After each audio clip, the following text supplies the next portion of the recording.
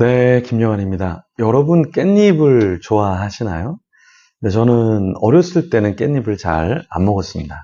대신 어렸을 때 저는 깻잎을 많이 쟀습니다. 이게 무슨 말이냐면 저희 어머니가 아버지가 사업이 망하면서 새벽 2, 3시쯤 나가서 깻잎을 이렇게 밭에서 따오십니다. 그러면은 이제 아침 정도 되면은 깻잎을 이제 마루나 방에다가 이제 잔뜩 이렇게 쏟아부어 놓죠. 그럼 그걸 하루 종일 이제 재는 거예요. 하나씩 하나씩. 단을 만들어서 이제 단을 이제 저녁에 어머니가 묻고 이제 트럭이 오면 그것을 이렇게 판매하거나 혹은 경동시장에 직접 버스를 타고 가셔서 거기서 이제 판매를 하고 오시곤 했습니다.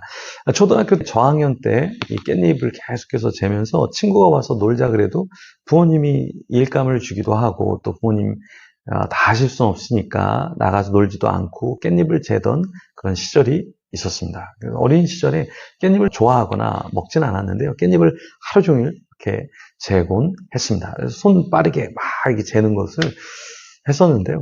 오늘 본문에 보면은 하나님이 이제 모세에게 굉장히 부지런하게 뭐를 해라.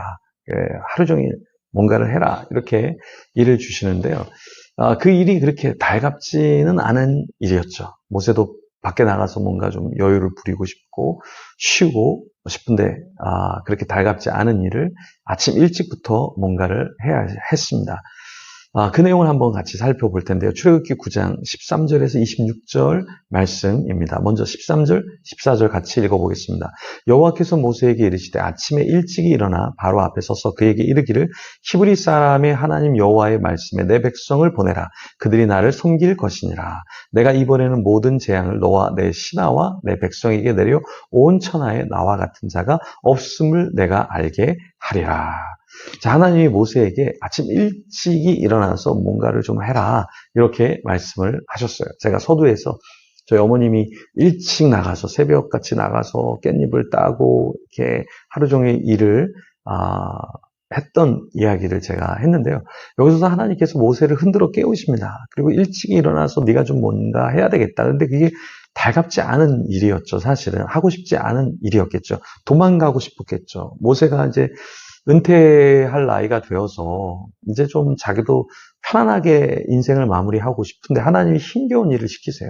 네, 하루 종일 바로 앞에 서서 뭔가 심판하겠다 이야기하고 백성을 좀 보내야 된다 이야기를 하라고 하셨어요. 끈질긴 바로 앞에 하나님도 끈질기게 계속해서 모세를 몰아가고 있습니다. 자, 출애굽기를 살펴보면 끈질기게 고집센 바로를 우리가 마주하게 되죠. 이 인간 장난 아니네. 뭐 이런 말종이 있어. 근데 하나님이 우리를 보시면 여전히 똑같이 생각하실 거예요. 야, 이 인간 진짜 말종이네. 이 인간 진짜 장난이 아니네. 바로와 같은 존재가 바로 우리 자신이라는 거. 제가 계속해서 누누이 말하지만 우리가 그런 존재예요. 제가 목회자로 예를 들어서 여러분에게 이거 회개하십시오. 이거 수정하십시오. 이거 좀 잘하십시오. 이렇게 얘기하면 대부분 뭐 여러분 중에 예, 감사합니다. 그러겠습니다. 이런 분도 있는데 또 어떤 분들은 어떨까요? 안 들려요, 목사님. 싫어요. 제가 하고 싶은 대로 할 거예요. 이런 분도 꽤나 있습니다. 모세와 같은 사람도 있고 바로와 같은 사람도 있고 교회 안에는 다양한 사람이 있죠. 근데 우리 자신이 어떤 사람인가 한번 좀 살펴보면 좋겠습니다. 모세처럼 싫지만 계속 하나님의 일을 하는 사람이 있고 바로처럼 싫으니까 완강하게 그냥 다 뿌리치고 자기가 하고 싶은 대로 사는 사람도 있다라는 거예요. 자, 여러분 우리가 사람의 말을 잘 들을 것이 아니라 하나님이 나에게 뭐라고 말씀하시는가 그 말씀을 좀 듣고 나를 수정하고 나를 좀 깎아내리고 겸손하게 하나님의 음성을 듣는 저와 여러분이 되기를 소망합니다. 네. 하나님이 이렇게 완강하게 말을 듣지 않는 사람들에게 어떻게 하실까요? 15절에 보면 내가 손을 펴서 돌림병으로 너와 내 백성을 쳤더라면 내가 세상에서 끊어졌을 것이나 내가 너를 세웠으면 나의 능력을 내게 보이고 내 이름이 온 천하에 전파되게 하려 하였음이니라. 하나님이 바로를 참으시면서 계속해서 재앙을 내리시는 이유가 무엇이냐? 하나님이 한 번에 다 없애버릴 수도 있지만 16절에 보면 왜 바로를 세워서 완강함에도 불구하고 하나님이 계속해서 능력을 보이시면서 이렇게 실랑이를 하시냐? 그 이유가 있습니다. 그것은 하나님의 이름이 온 천하에 전파되도록 바로를 도구로 사용하신 것이죠. 근데 우리가 그 도구로 사용되는 것은 지양해야 된다. 무슨 말입니까? 내가 바로가 돼서 하나님의 위대하심이 드러나는 그런 통로가 아니라 모세와 같은 하나님의 쓰임을 받는 사람, 겸손한 어떤 성경의 좋은 인물이 돼야지 나로 인해서 온 천하에 그 하나님의 위대하심, 하나님의 인내, 하나님의 성실이 드러나고 나는 바로와 같은 모습으로 그냥 비춰지고 그런 삶을 살다가 인생을 떠난다면 이런 재앙이 어디 있겠습니까, 여러분? 그죠? 이 재앙이 계속해서 떨어지죠.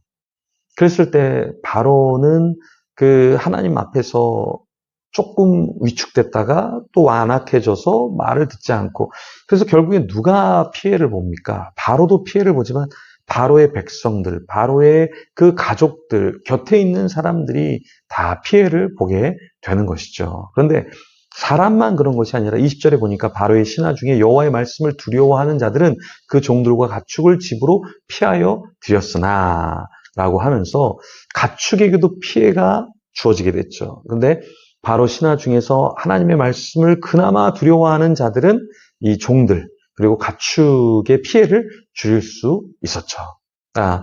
우박이 하나님이 떨어지게 하시고 그러면서 그 우박으로 말미암아 종들과 또 가축들이 피해를 보게 되었죠. 바로의 사람들은 피해를 볼 수밖에 없었어요. 우리가 하나님의 말씀을 따르지 않으면 우리의 배우자, 우리의 가족들, 우리의 사랑하는 사람들이 피해를 볼 수밖에 없다. 그죠? 그래서 우리가 하나님 앞에 더 성숙하고 변화되어야 되는 이유는 무엇인가? 나만이 아니라 함께하는 사람들이 축복을 받느냐, 저주를 받느냐, 이것이 내가 어떻게 살아가냐에 따라서 결정되는 부분이 있기 때문에 그렇죠. 그래서 이 부분을 잊지 않고 하나님 앞에 오늘도 회개하며 완악한 마음이 아니라 부드러운 마음 그리고 겸손한 마음을 갖도록 우리 이 시간에 기도하며 하나님 앞에 나아가겠습니다.